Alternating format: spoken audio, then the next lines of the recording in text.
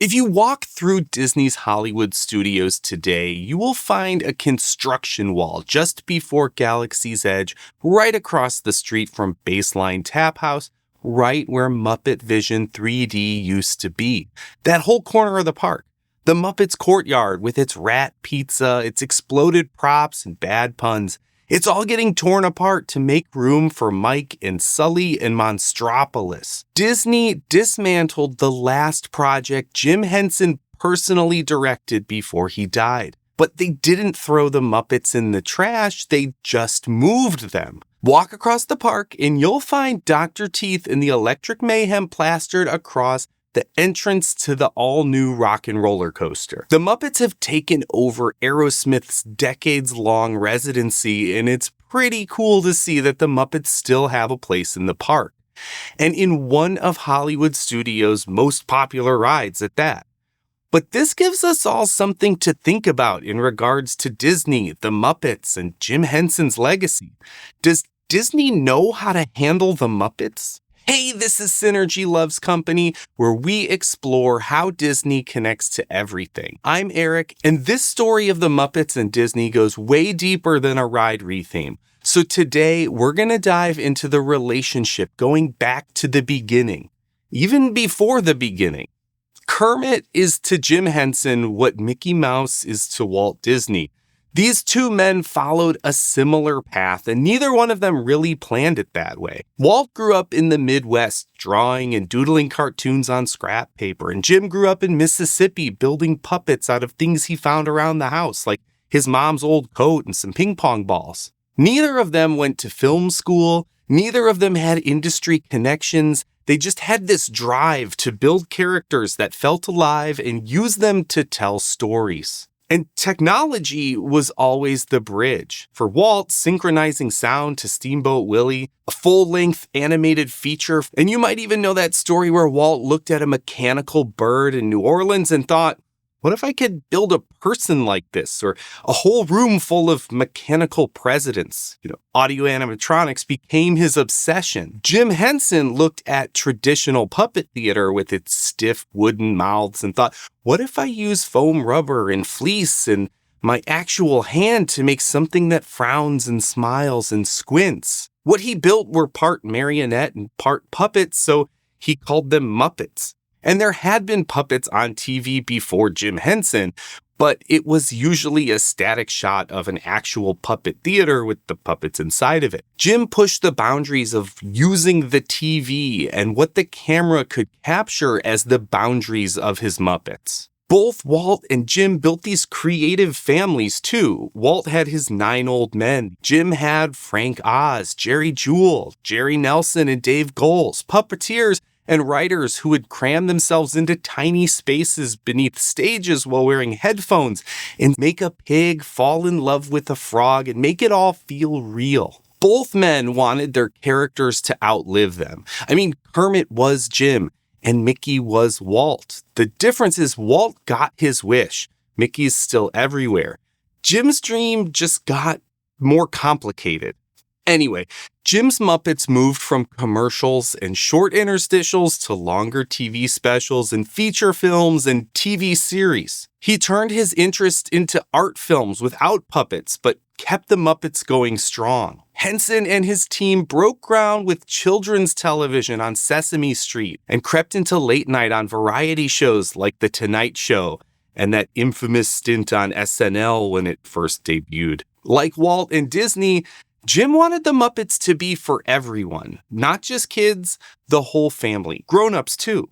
And throughout this journey, Jim picked up some industry connections that we're going to call pre-Disney connections. It's not Disney yet, but they would lead him to Disney. And today, these connections are totally under the Disney umbrella, but they weren't at the time. In the late 1970s, while the Muppet Show was in full swing, Frank Oz, Jim's closest creative partner, he's the one who performs Miss Piggy and Fozzie and Bert on Sesame Street. Well, anyway, he gets this phone call from George Lucas.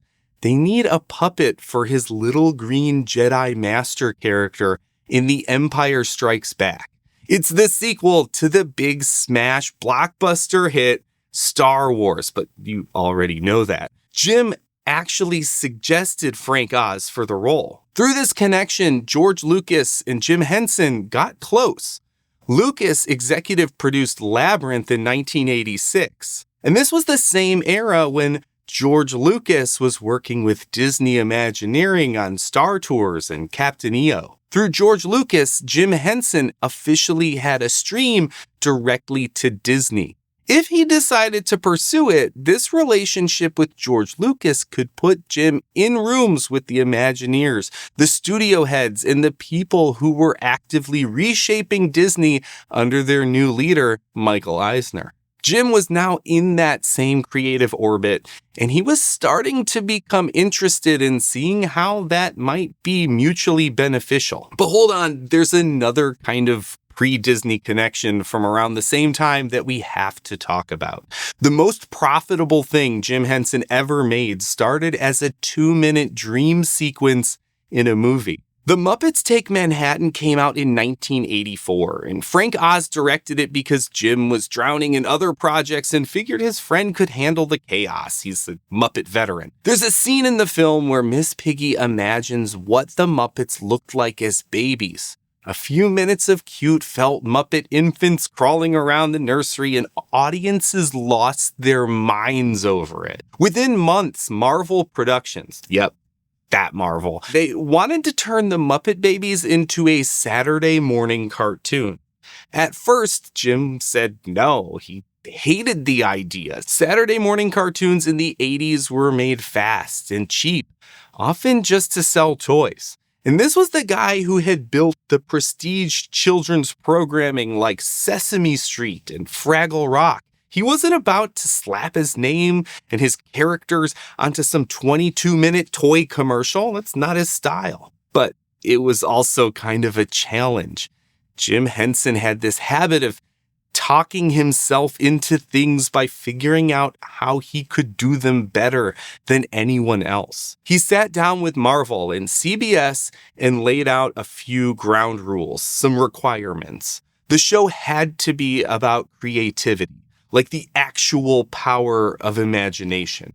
Every episode would be a different Muppet baby directing a fantasy sequence with the other babies performing in it. Kermit liked adventure stories, Piggy wanted romance, Gonzo just wanted some action with stunts and explosions. The whole thing was built around how different brains think differently. But when you put those differences together, you get something magic. The way Jim and his studio of creative minds work together day to day. Marvel agreed and CBS picked it up and the show exploded. Critics praised it as the smartest thing on Saturday mornings. Kids couldn't get enough. I know I loved it. And the merchandising, oh man, the plush toys and Happy Meal tie-ins. There was a whole line of Avon bath products. And of course, there were Marvel comics. It was a Marvel project. Muppet Babies became a funding machine for everything else Jim actually wanted to make.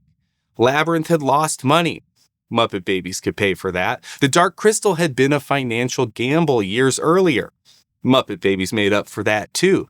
The cartoon Jim almost didn't make let him take more creative risks without going broke. The show was also unique and regularly used live-action film clips from Lucasfilm properties. There's that connection again. Raiders of the Lost Ark, Star Wars, the Muppet Babies would imagine themselves into these movies, and suddenly you'd see actual Star Wars movie footage spliced right there into the cartoon. The licensing agreement only worked because Jim Henson and George Lucas were so tight. When this was all going on in the late 80s, it was also when Michael Eisner was infusing those same Lucasfilm properties in his Disney MGM Studios park in Florida. And at this same time, Jim Henson was most definitely a household name to every demographic. The Muppet Show was in syndication worldwide, Fraggle Rock had just wrapped, Muppet Babies was on top of the world, and Jim was exhausted. The business side was becoming a lot. Jim Henson just wanted to build things. He wanted to create. Which is why when he got a call from Michael Eisner, it was pretty much perfect timing. Michael Eisner had actually had a history with Jim Henson and the Muppets. Back in the early 70s, he was a young ABC executive who greenlit a couple of TV special pilots for a Muppet show in the United States. Nobody else at the network understood what Jim was trying to do, but Eisner got it. He had been a fan since those early days with Henson's first show, Sam and Friends. And now it was 1989, and Eisner was running Disney with Frank Wells and Jeffrey Katzenberg, and now they were on top of the world. Disney Decade was about to kick off, Little Mermaid was hitting theaters, and Eisner wanted the Muppets to be a part of what came next for Disney. So he made an offer. Disney would buy Jim Henson Productions for $150 million. Disney would handle the business, the distribution, the marketing, all that officey stuff that Jim hated. Jim Henson would get a 15-year exclusive contract. His team got Disney's resources. Jim could actually stop being an executive and get back to creating. Disney would get the Muppets and the Creature Shop and the whole library. Well, except for Sesame Street. And it's not that Disney didn't want Sesame Street. In fact, Eisner really wanted Sesame Street, like maybe even more than any of that other stuff. But Jim Henson drew a hard line. Those characters stayed with the Children's Television Workshop. He was never going to sell Big Bird and the gang. They were his gift to public television. In August of 1989, Jim Henson and Michael Eisner stood together at the newly opened Disney MGM studios and announced the deal to the press. There were handshakes, smiles, photo ops, Kermit posing with Mickey, and then Jim toured all of Walt Disney World. He stayed at the Grand Floridian, and then he went out to California and visited Imagineering in Glendale, and he started sketching out ideas for a whole Muppet section of the park. Muppet Vision 3D was already in development. And then they started to talk about this dark ride concept called the Great Muppet Movie Ride, where the Muppets would spoof famous movie scenes. It was all on the drawing board, and it was getting ready to go from blue sky to reality. This was the kind of creative environment he lived for. And in wonderful World of Disney fashion, Michael Eisner introduced the world to what Disney with Jim Henson was going to look like with a TV special, but it was possibly a little premature. The Muppets at Walt Disney World aired on NBC on May 6, 1990. In the show, the Muppets travel to Florida for Kermit's family reunion in a swamp. It turns out, though, that the swamp is right next to Walt Disney World, so the whole gang spends their time running wild through the parks. Piggy on Big Thunder Mountain, Gonzo's causing all sorts of trouble. Charles Grodin plays a security guard trying to chase them all down, and it's all the Muppet chaos you could ever ask for. But underneath all the gags, this TV special is doing something kind of special. The Muppets are searching for a home. Literally, they're lost, they're tired of the swamp, and they want to spend the whole TV special discovering this magic, colorful, welcoming place that seems custom built for them. The final scene is Mickey Mouse and Kermit meeting in Mickey's office, and Mickey Mouse quotes "When you wish upon a star," and then Kermit answers with the Rainbow Connection. It was supposed to mark the beginning of something, but Jim Henson was already sick when the special aired. A few days before the broadcast, he appeared on the Arsenio Hall show with Kermit as usual. His performance, though, was a little off. Something was clearly wrong. He figured it was just a bad cold, and within days, he could barely breathe. Jim Henson died on May 16, 1990, 10 days after the special premiered. The infection was bacterial pneumonia, streptococcus, completely treatable if caught early. He was 53 years old. The memorial service happened at the Cathedral of St. John the Divine in New York. Nearly 5,000 people showed up. Jim had left specific instructions. He wanted it to be a celebration, not a mourning. Nobody wears black. Jazz band plays you out. So that's what they did. Harry Belafonte sang "Turn the World Around." The Dirty Dozen brass band marched down the aisle playing "When the Saints Go Marching In." And then Big Bird walked on stage. Carol Spinney inside that massive yellow suit sang Being Green, and he barely made it through. Most of the cathedral couldn't make it through. And that Disney deal was never actually signed. Jim's 5 children inherited the company. But when Jim Henson died, the Muppet-Disney partnership was already kind of in motion, even though there was no formal deal. Muppet Vision 3D was put into Disney MGM Studios Park, and it opened in 1991. And it was the last Muppet project Jim Henson ever worked on. Disney also put the Muppets into stage shows like Here Come the Muppets and The Muppets on Location, Days of Swine and Roses. The Muppets theme park's presence was Disney's. Throughout the 90s, Disney tried to keep the relationship strong by making deals with Jim Henson Productions for distribution and film rights. The Muppets programming showed up on Disney Channel. Disney's Buena Vista Home Entertainment distributed that Muppet home media. And after Disney bought ABC, they greenlit The Muppets Tonight, a new updated Muppets variety show for the 1990s. Probably most importantly, though, Disney produced The Muppets Christmas Carol with Jim Henson Productions. It was the first feature film produced without Jim's hands on the puppets or his voice in the room. And so Brian Henson, Jim's son, took the director's chair, and the pressure was intense. If the movie flopped, it would prove that the critics were right, that the Muppets couldn't last beyond Jim Henson. But Disney stepped up as a co-producer, providing the kind of polish and cinematic scale that Jim always pushed for. And they treated the production with a level of reverence that showed that they understood the gravity of the moment and how the Muppets ticked. The film was dedicated to Jim's memory, and when it hit theaters in 1992, it worked, and it became a holiday staple that defined the Muppets for a whole new generation. Disney and the Henson team followed it up with Muppets Treasure Island, but when the time came for Jim's son Brian Henson to make a film production company for the Muppets, Jim Henson Pictures, in 1995, he teamed up with Sony, not Disney. Disney was losing their grip. The ownership situation got even weirder in 2000. A German media company called EMTV bought Jim Henson Productions for $680 million, but then the stock market turned and EMTV's shares collapsed. Within 3 years, the Henson family bought everything back at a fraction of the price, except they couldn't afford to sustain it all long term. They started breaking the assets up. The Sesame Street characters went fully to the Sesame Workshop, permanently. That's where Jim always wanted them.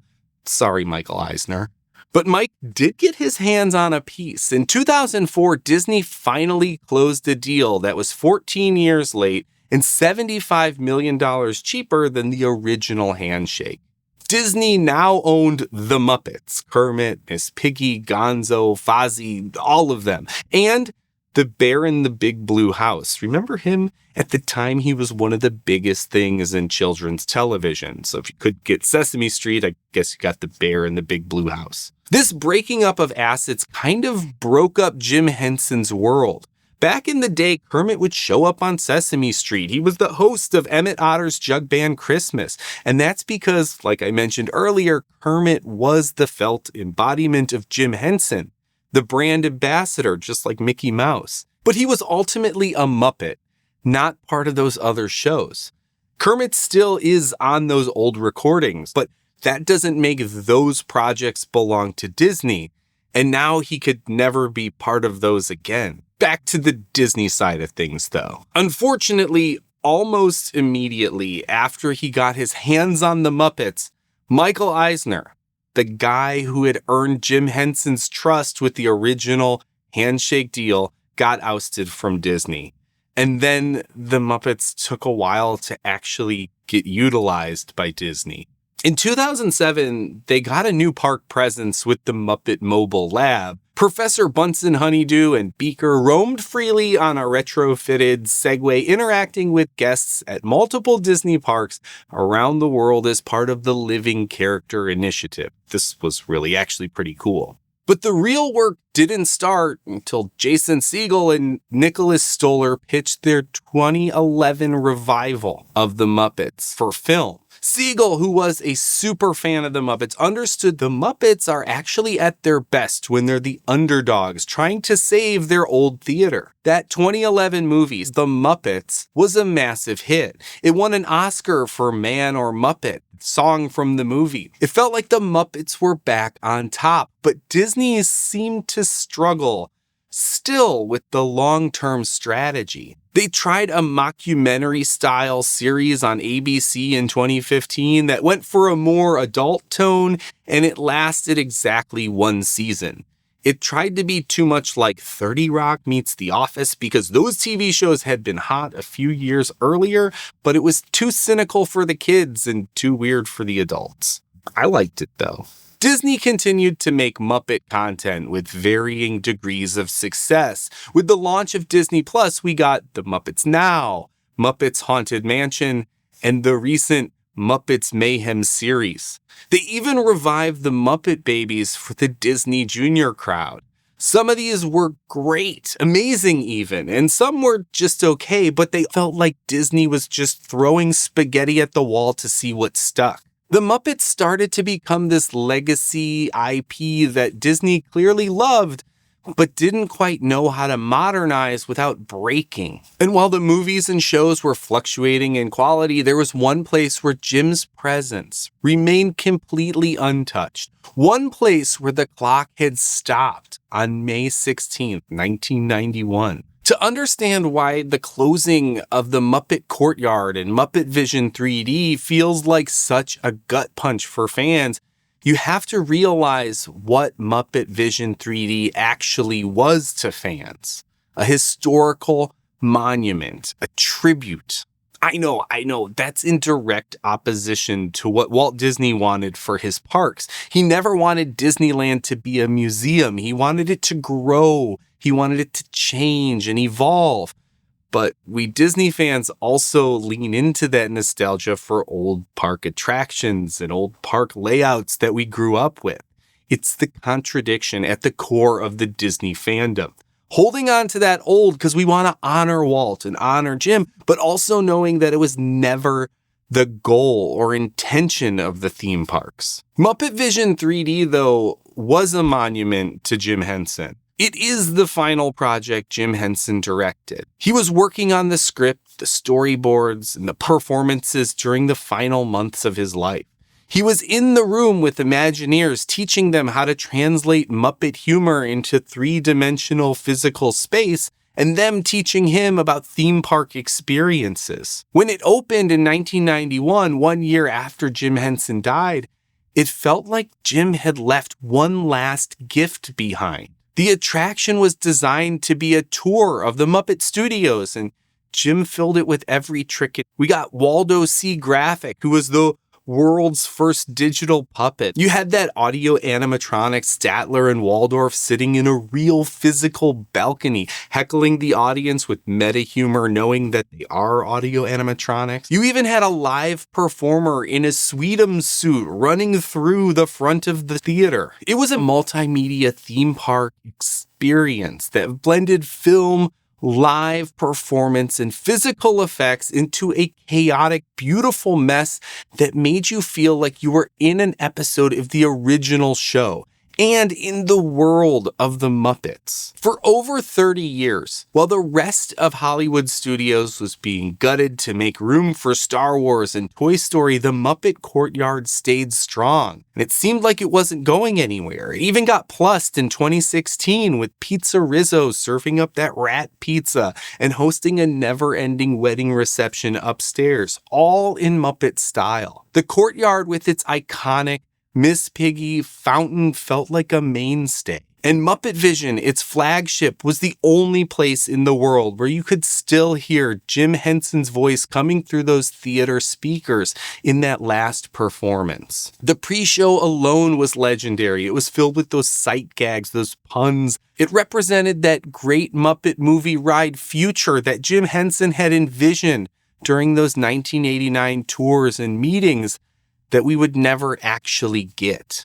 But then came the 2024 announcement. Disney decided it was time for a change. They needed a spot for a new Monsters, Inc. land, and the Muppet Courtyard was the casualty. All of it marked for demolition to make way for Monstropolis. On paper, I guess it makes sense. Monsters, Inc. is a bankable franchise with a massive box office history and a great opportunity for another thrill ride in the studio's park. But it's not the end for the Muppets. Disney didn't just evict them or put them in a vault somewhere. Instead, they announced a sort of relocation. They handed the keys to the rock and roller coaster over to Dr. Teeth in the Electric Mayhem. The Muppets are moving from a theater on one side of the park to a high-speed launch coaster on the other. A thrill ride. It's the literal relocation of the brand's physical presence. But of course, it has sparked a massive debate among fans. On one side, you have the purists. They argue that Muppet Vision 3D is an irreplaceable piece of film history. Tearing it down is like painting over a mural by a master. A roller coaster, no matter how fun, can't replicate the intimacy of a puppet performance. To the purists, this feels like the erasing of Jim Henson's hand-built legacy. But there's another perspective. The optimists, maybe the ridiculous optimists, as Jim Henson might call them, they see this as an evolution. The Muppets have been stuck in a 1991 time capsule for 3 decades. I mean, the show was becoming less and less busy over the years, always a walk-on in its later years. But moving the Muppets into one of the park's most popular e-ticket attractions, Disney is giving them a massive platform. They're putting the Electric Mayhem and the Muppets center stage in a way they haven't been in years. It's a sign that Disney still believes the Muppets have pull. And they aren't retiring the characters. They're promoting them to a faster, louder, more modern stage. And in other media, Disney tried a revival of The Muppet Show in its most classic, iconic form.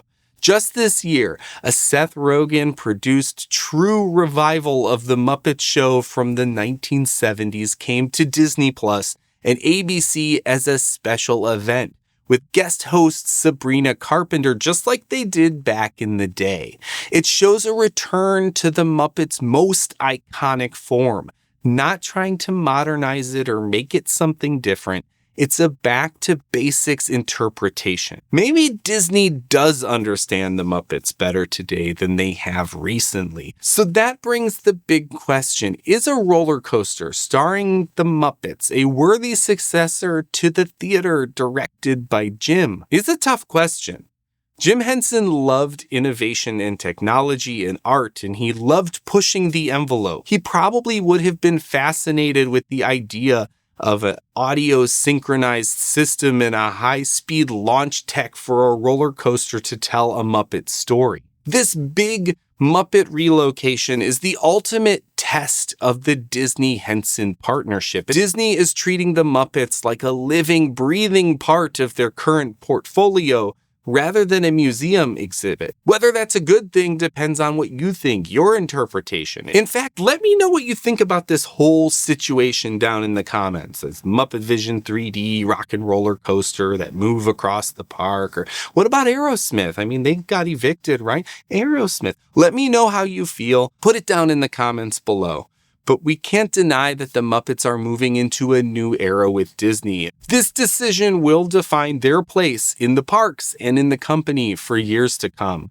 And it's that gamble that Michael Eisner and Jim Henson started over 35 years ago with a handshake that we're still seeing played out today. And there were so many other Muppet things that I didn't even get a chance to talk about. One of them that comes to mind is I loved that Liberty Square Muppets show that they did. There's the Regal Eagle Smokehouse. There's so many things that Disney has done with the Muppets. I didn't even get to get into all of them. So also let me know what Muppet things I didn't talk about that you love that Disney has done something with, or maybe even just stuff from back in Jim Henson's day. I'd love to hear your favorite Muppet things. There's too many for me to have stuffed them all into this episode. And then while you're down there, make sure that you subscribe to Synergy Loves Company.